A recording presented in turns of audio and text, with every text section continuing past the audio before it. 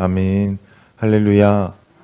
아멘. 오늘 예배 자리에 나오신 시온교회 모든 성도님의 오늘 하루 안에도 주님의 크신 은혜가 항상 가득하시길 간절히 소망합니다. 오늘 말씀은 예수님의 말씀을 마치시고 요한의 제자들이 예수님께 나온 장면부터 시작을 합니다. 예수님께서 많은 기적을 일으키실 때 요한의 제자들도 그 자리에 있었습니다. 사실 세례 요한은 죽임을 당하기 전에 그때 옥중에 있었던 때였기 때문에 누구보다도 예수님의 메시아라고 믿었던, 또 예수님께서 메시아임을 보여주셨던 그분의 행적을 누구보다도 궁금해 하였을 것입니다. 그리하여서 세례 요한이 제자들을 불러서 예수님께 물어보게 합니다. 오시리가 당신이오니까 라고 예수님께 물어보게 합니다. 그런데 세례 요한은 말씀드렸던 것과 같이 예수님께 세례를 드리면서 예수님께서 실로 하나님의 아들이고 또 우리에게 오실 메시아이심을 알 수 있었습니다. 그런데도 세례 요한은 예수님께 오시리가 당신이오리까 아니면 제가 다른 사람을 기다리오리까 라고 예수님께 여쭈어 봅니다.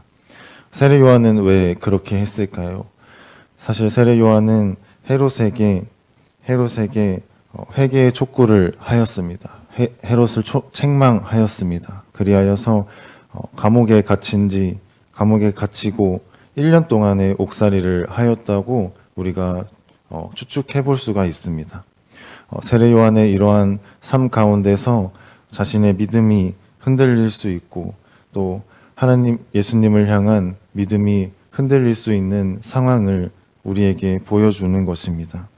세례 요한이 혼란스러울 수 있었습니다. 그러나 예수님께서 답변하여 주신 그 말씀을 통하여서 세례 요한의 잠시 동안의 혼란도 해소가 되었을 것입니다. 예수님께서는 맹인을 고치시고 또 병든 자를 고치시면서 답변을 하시는데요. 세례 요한의 제자들이 예수님께 물을 때 그렇게 행하시고 또 세례 요한의 제자들에게 말씀을 하십니다. 이 답변을 하시는 것은 이사야의 말씀이었습니다. 이사야 29장 18절의 말씀이었고 또 이사야 35장 5절의 말씀이었습니다. 또한 오늘 기록되어 있는 누가복음의 말씀에도 맹인이 눈을 뜰 것이고 또 많은 병든 자를 고칠 것이다. 다시 오실 메시아가 이렇게 하실 것이다 라고 세례 요한에게 구약의 약속과 또 지금 예수님께서 행하신 기적으로 내가 메시아라는 것을 다시 한번 가르쳐 주십니다. 그런데 예수님께서는 세례 요한에게 나로 말미암아 실족하지 말라고 말씀하시는데요. 세례 요한은 예수님을 예비한 자였습니다.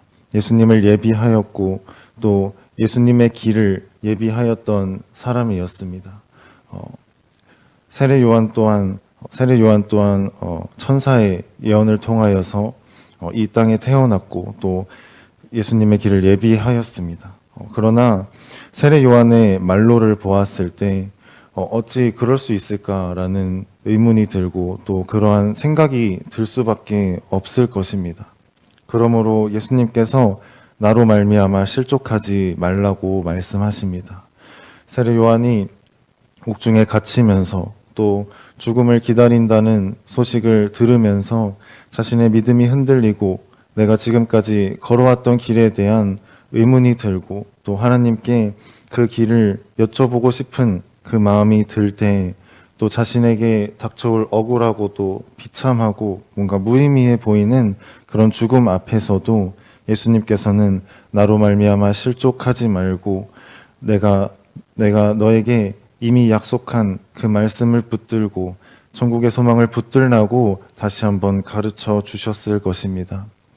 우리의 삶 속에서도 예수님께서 말씀하여 주신 것과 같이 우리의 생각으로는 도무지 알 수 없는 하나님의 계획들이 있습니다. 하나님의 계획을 통하여서 하나님의 크신 일들을 그러나 이루시고 또 우리의 삶을 통하여서 역사하시고 우리에게 변하지 않는 천국의 소망을 주시는 예수님을 굳게 믿으시기를 간절히 소망합니다. 그리고 예수님께서는 세례 요한을 극찬하십니다. 우리 함께 26절부터 28절의 말씀을 함께 합독하겠습니다. 그러면 너희가 무엇을 보려고 나갔더냐? 선지자냐? 옳다. 내가 너희에게 이르노니 선지자보다도 훌륭한 자니라. 기록된 바 보라, 내가 내 사자를 내 앞에 보내노니 내가 내 앞에서 내 길을 준비하리라 한 것이 이 사람에 대한 말씀이라. 너희에게 말하노니 여자가 낳은 자 중에 요한보다 큰 자가 없도다. 작은 자라도 그보다 크니라. 아멘. 이 말씀은 마치 예수님께서 세례 요한을 위로하시는 것만 같습니다. 또한 세례 요한이 자신의 상황에도 불구하고 믿음을 지키는 것이 얼마나 이토록 아름답고 또 칭찬받을 만한 것인지를 예수님께서 가르쳐 주십니다. 그런데 예수님께서는 또한 마지막에 하나님 나라에서는 극히 작은 자라도 이 세례 요한보다 크다고 말씀하십니다. 하나님의 나라는 이미 우리 안에 있는 줄로 믿습니다. 아멘. 예수님께서 누가복음 17장에 말씀하여 주신 것처럼 하나님의 나라는 이미 우리의 마음속에 있습니다. 세례 요한은 비록 예수님의 부활까지 함께 목도하지 못해서 이 하나님의 나라에 온전히 끝까지 또 다시 오실 예수님에 대한 예언까지 이 땅에서 받지 못하였기에 예수님께서 이렇게 말씀하였지만 우리의 마음 안에 있고 또 우리와 함께 하시는 예수님과 함께 하나님 나라 안에서 우리가 주님과 언제나 동행해야 할 것일 줄로 믿습니다. 예수님께서는 그 다음으로 믿음 없는 자들을 책망하십니다. 참으로 모순적인 상황입니다. 바리새인과 율법 교사들은 누구보다도 하나님의 말씀을 가장 잘 알고 있고 누구보다 하나님의 말씀을 가장 많이 연구했던 사람이었습니다.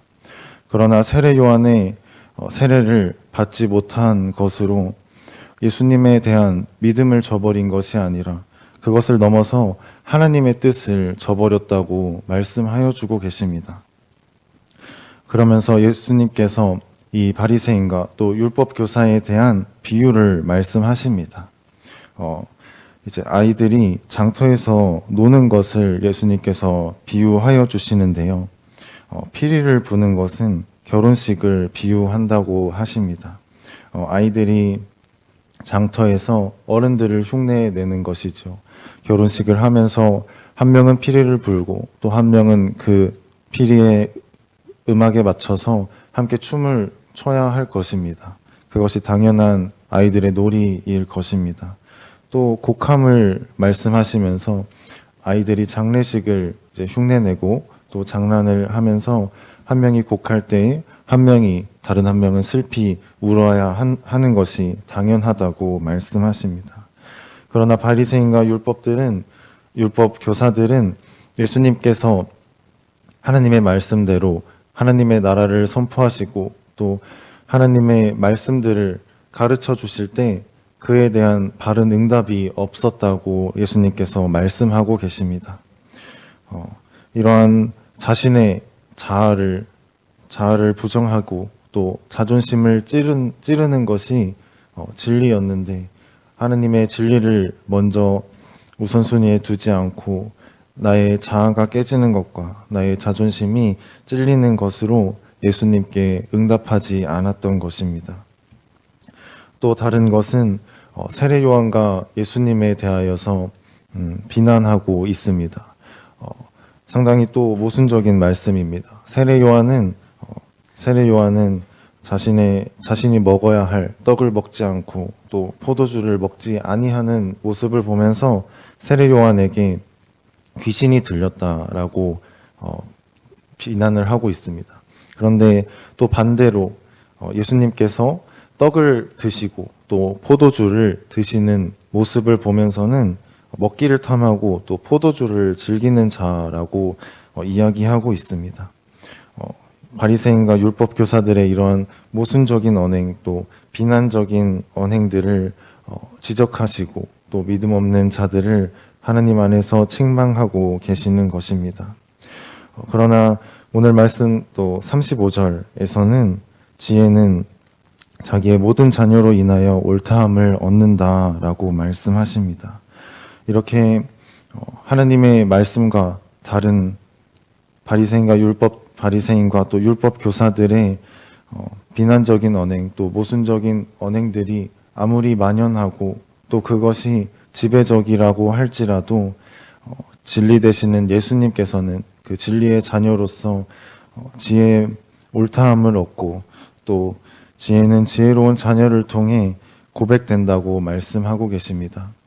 세상의 악들이 만연하면서 우리의 삶 속에서 하나님을 부정하고 또 하나님께서 지으신 세계를 부정하고 또 예수님의 구원을 부정하여서 그 이야기들이 아무리 세상에 만연한다 할지라도 진리 되시는 예수님은 진리의 자녀로서 확증되고 증거될 줄로 믿습니다. 예수님께서 이렇게 말씀하여 주신 것처럼 우리의 입술을 통하여서 또 자녀를 삼으신 은혜의 자녀인 우리의 입술을 통하여서 또 하나님께서 이루실 하나님의 나라를 통하여서 주님의 말씀이 선포되고 또한 예수님께서 진리를 이루실 때에 그것이 다 드러날 줄로 믿습니다. 오늘 하루를 살아가는 동안에도 모든 성도님의 삶 안에서 이러한 하나님의 진리가 날마다 드러나고 하나님과 언제나 동행하는 삶이 되시기를 간절히 소망합니다.